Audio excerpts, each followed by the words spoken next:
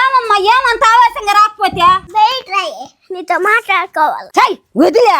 నువ్వెంతనావు నేను ఎంతనానా? నువ్వు లోకొస్తే నేను రావాలనా? అమ్మమ్మ అని చెప్తున్నా దానికి సిగ్గుగా ఉన్నది కదే. చెయ్ ముందు ఇక్కడి నుంచి పోయే. నువ్వు అసలు నేను దొడుకొచ్చింది ఎవడే? నీ అమ్మకి కొడుకు బిడ్డ దొడుకొచ్చినాడు. నా స్థలంలో నన్ను అడుక్కుంటా మట్టి ఎట్టదాల్తారే మీరు? నీ స్థలం అదే? నీ అబ్బ సంపారించినాడా? నా మొగుడు సంపారించినాడు పోయ్యా. నా సౌతి నీ మొగుడా? నా అమ్మకి నాయన కదా. నాకు మొగుడైనాక నీ అమ్మకి నాయన అయినాడు. అయినా ఏందే నీరు బాబా? నా ఇంటికి వచ్చి నన్నే బెదిరిస్తున్నావా? పోయా ఇక్కడి నుంచి ముందా. యాడికి పోయేదే? ఇప్పుడు మట్టి దాల్సినావు కదా, ఆ స్థలం నాదే. ఓసే నీకేనాది స్థలమా? ఎందుకే మా గుట్ట గోలుస్తున్నావా?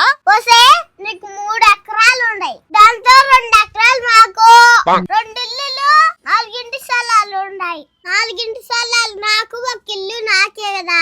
నా ఇంటి స్థలాల్లో మట్టాడు తాగుతారు మీరా? 4 ఇల్లు స్థలాలు నీకు, ఇల్లు నీకు, నా 2 ఎకరాలు నీకేనా? ఓసే నేను అడిగింది లేదనుకో, నిన్ను నీ ఇంట్లో కాపురం చేయను. నన్ను కాదని నాకు 2 ఎకరాలు ఏకుంటా ఎట్ట వ్యవసాయం చేస్తారో చూస్తా. నీతో పెట్టుకుంటే నేను కాపురం చేయలేను గానీ నా మొగుడు కొట్టి తరంతాడా? ఎంతో మట్టి తోలిన దానికి చెప్పు, ఇచ్చేస్తాం డబ్బు. నా అమ్మమ్మ చాలా మంచిదిరా. అది సరే గానీ నేను మట్టి తాగుతున్నానే, నీకు ఎవరు చెప్పినారు? ఎట్టొచ్చినావు?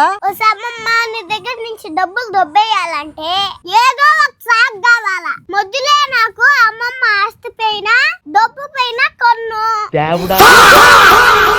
ఈ ఎండాకాలం లీవులో వస్తా. నీ అబ్బా 7 వారాల నగలు, 2 ఎకరాల ఆస్తి, 4 ఇంటి స్థలాలు రెడీ చేసుకో. ఇవ్వలేదనుకో రోజుకొక టార్చర్. ఖబర్దార్ కాసుకున్నా సౌతి. ఏందా చూస్తున్నావా?